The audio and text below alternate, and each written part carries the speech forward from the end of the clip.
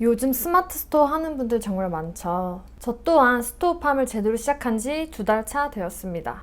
그런데 저는 기존에 알려진 스토어팜 운영 방식과 전혀 다른 방식으로 수익을 냈어요. 보통 많은 분들이 스토어팜으로 구매 대행이나 위탁 판매 방식으로 수익을 내시죠. 저는 이 두 가지 방식이 저 같은 왕초보자가 수익을 내기에는 조금 어려운 구조다라고 판단을 했습니다. 우선 국내 위탁 판매의 경우 마진율이 낮습니다. 남들도 다 아는 도매 사이트에서 물건을 떼오면 가격을 높게 팔기가 어렵죠. 그래서 마진율이 낮을 수밖에 없습니다. 물론 업체와 직접 컨택해서 물건을 싸게 들여오면 말은 달라질 거예요. 하지만 저같이 인맥도 없고 물건 팔아본 경험도 없는 왕초보자라면 업체 컨택조차 쉽지 않겠죠. 해외 구매 대행의 경우에는 직접 컨트롤하기 어려운 외부적인 요인들이 있습니다. 예를 들면 공장에서 배송이 늦춰지는 경우가 있겠죠. 실제로 제가 아는 지인은 코로나로 인해서 중국 공장에서 배송이 무기한 연기된 적이 있습니다. 이로 인해서 고객들로부터 배송 언제 오냐고 하루 종일 전화가 오더라고요. 물론 환불 요청 건도 늘었어요. 기존에 잘 팔리던 물건이었는데도 배송 이슈로 인해 매출이 폭락했죠. 이 밖에도 비슷한 경쟁 상품들과의 무한 경쟁 등 왕초보자인 제가 이 한계점들을 모두 극복하고 수익을 내기란 되게 어려워 보였습니다. 하지만 이 모든 문제점들을 한 번에 해결해 줄 수 있는 해결책을 찾았는데요. 바로 상품을 직접 만들어 파는 겁니다. 만약 직접 상품을 만들어 판다면요, 마진율을 높일 수 있습니다. 어떤 이슈든 직접 컨트롤이 되죠. 타 상품과의 차별점도 생깁니다.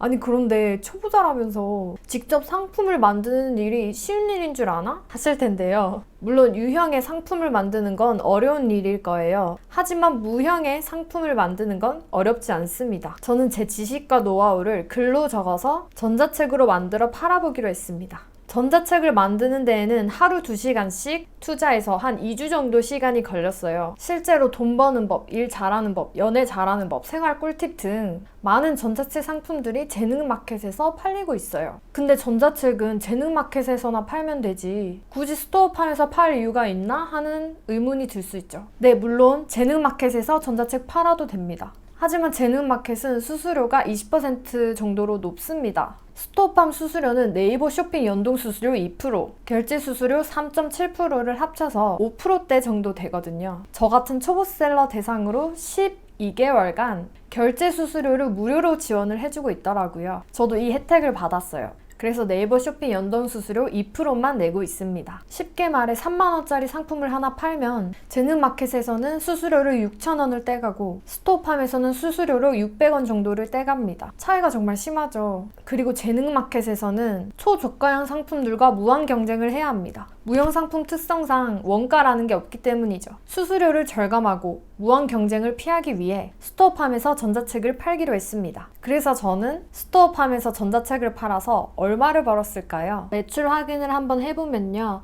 본격적으로 판매를 시작한 7월에는 110만원 정도, 8월에는 120만원 정도의 매출이 발생을 했습니다. 제가 만약 위탁 판매로 물건을 팔았다면 120만원 매출에서 순수익은 얼마 안 됐을 거예요. 넉넉 잡아서 마진율을 20%라고 한다면 순수익으로 24만원 정도가 남았겠죠. 하지만 전자책은 원가가 없으니까 매출이 곧 거의 저의 수익이 됩니다. 와! 그런데 여기서 한 가지 의문사항이 드는 게 있으실 거예요. 스토어팜은 보통 네이버 쇼핑 검색을 통해서 구매가 발생을 하죠. 그런데 사람들이 쇼핑 검색을 해서 전자책을 구매를 하나요? 안 합니다. 사람들은 네이버 쇼핑 검색을 통해서 전자책을 구매하지 않아요. 그래서 소비자를 네이버가 아닌 다른 곳에서 데리고 와야 했습니다. 개인 SNS 계정으로 홍보를 하거나 광고를 하는 등 외부 채널에서 소비자를 데리고 와야 되는데요. 저는 페이스북 광고를 활용했습니다. 여기 스토어팜 유입 경로를 보시면 인스타그램과 페이스북이 대부분인 걸 확인하실 수 있을 거예요. 제가 페이스북 광고를 선택한 이유는 세부적인 타겟팅이 가능하기 때문이에요. 예를 들어 제가 판매하고 있는 블로그로 돈 버는 법에 대한 전자책은요, 블로그 또는 수익을 관심사로 가졌고 결제 가능성이 높은 20대에서 30대 후반 연령층의 사람들이 타겟이죠. 이렇게 제 제품을 구매할 것 같은 사람을 딱 정해서 광고를 할 수 있습니다. 타겟이 명확하다 보니 적은 비용으로 고효율을 낼 수가 있죠. 실제로 저는 하루 광고비 4,000원 정도를 투자해서 월 120만원의 매출을 냈어요. 자, 8월 매출 기준으로 마진율을 계산을 한번 해볼게요. 8월에는 120만 원의 매출이 났죠. 한 달 광고비로 13만 5천 원 정도를 투자를 했습니다. 수수료가 네이버 연동 수수료만 해서 2% 하면 2만 5천 원 정도 나갔죠.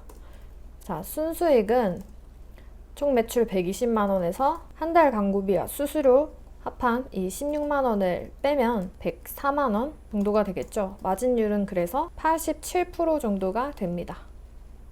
제가 만약 다른 곳에서 물건을 떼와서 팔았다면요, 처음부터 이 정도 마진율은 잡기 힘들었을 것 같아요. 저는 이렇게 페이스북 광고로 소비자를 끌어오고 직접 만든 상품을 팔아서 수익을 내는데요. 물론 모든 분이 이 방법으로 100% 효과를 볼 거다라고 말씀을 드리기는 어려워요. 상품별 업종, 가격, 상세 페이지가 다 다르고 수많은 변수가 있으니까요. 그럼에도 불구하고 페이스북 광고가 비용 대비 효율이 높은 광고 매체다 라는 사실은 변하지 않을 것 같습니다. 유료 광고가 필요하신 분은 적은 비용으로 페이스북 광고를 테스트 겸 해보시는 것도 추천드립니다. 그리고 혹시나 저처럼 스토어팜의 전자책을 팔아보고 싶은 분이 있으면요, 바로 광고를 하지 마시고요, 우선 크몬과 같은 재능 플랫폼에 전자책을 올려보시고 반응이 좋으면 광고를 하세요. 상품에 대한 반응이 좋지 않으면 아무리 광고를 해도 소용이 없거든요. 오늘의 영상 정리. 스토어팜에 직접 무형 상품을 만들어서 팔 수도 있다. 단 소비자는 외부 채널에서 데리고 와야 된다. 페이스북 광고, SNS 계정을 통한 홍보를 하면 된다. 오늘도 영상 끝까지 봐주셔서 감사합니다.